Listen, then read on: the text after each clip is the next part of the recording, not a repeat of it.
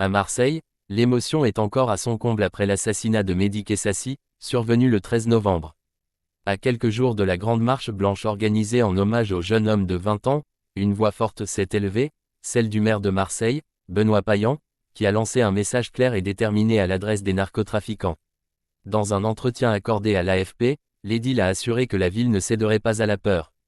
Même pas peur, affirme-t-il, en visant directement ce qu'il appelle « la mafia du narcobanditisme ».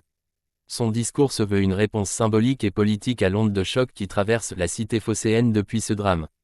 Benoît Payan insiste, la population ne doit pas se laisser intimider. On doit dire à cette pieuvre, à cette mafia, qu'on n'a pas peur, qu'ils ne nous feront pas taire, martèle-t-il, soulignant la nécessité de rester unis et dignes face aux violences qui gangrènent certains quartiers de la ville.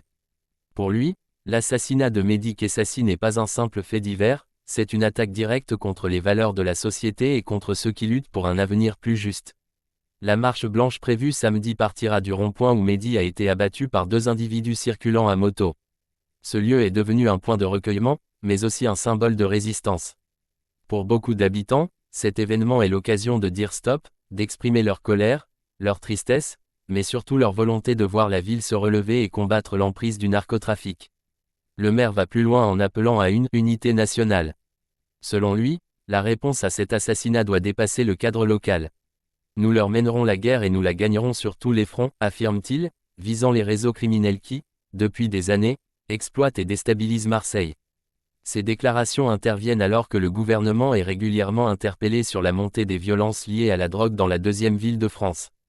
La marche blanche devrait rassembler un grand nombre de citoyens, mais également plusieurs responsables politiques nationaux. Marine Tondelier, chef des écologistes, a annoncé sa participation, tout comme Olivier Faure, premier secrétaire du Parti socialiste.